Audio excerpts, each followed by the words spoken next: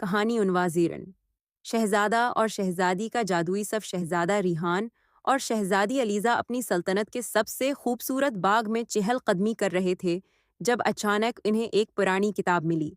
یہ کوئی عام کتاب نہیں تھی بلکہ اس پر چمکتے ہوئے حروف میں لکھا تھا، جادوئی دروازہ جو صرف بہادروں کے لیے کھلتا ہے۔ جیسے ہی علیزہ نے کتاب کھولی، ایک تیز روشنی نمودار ہوئی اور ان کے سامنے ایک سنہری دروازہ بن گیا۔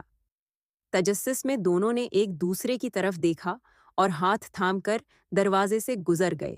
اگلے ہی لمحے وہ ایک حیرت انگیز وادی میں کھڑے تھے جہاں رنگ برنگے پرندے گانے گا رہے تھے، درختوں سے نیلے اور جامنی پھل جھول رہے تھے اور ہوا میں میٹھی خوشبو پھیلی ہوئی تھی۔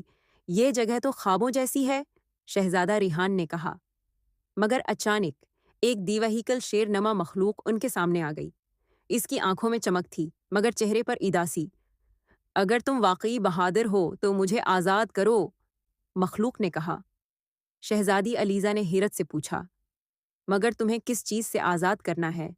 مجھے ایک جادوگر نے قید کیا ہے، صرف محبت اور ہمت ہی میری زنجیریں توڑ سکتی ہیں۔ شہزادہ ریحان نے اپنی تلوار نکالی مگر علیزہ نے نرمی سے اس کا ہاتھ روکا۔ لڑائی نہیں، احساسات کی طاقت چاہیے۔ اس نے شیر کی طرف بڑھ کر اس کی آنکھوں میں دیکھا اور کہا، تم آزاد ہو کیونکہ ہم تمہیں تمہاری سچائی کے ساتھ قبول کرتے ہیں۔ اچانک ایک روشنی پھوٹی اور شیر ایک خوبصورت شہزادے میں تبدیل ہو گیا۔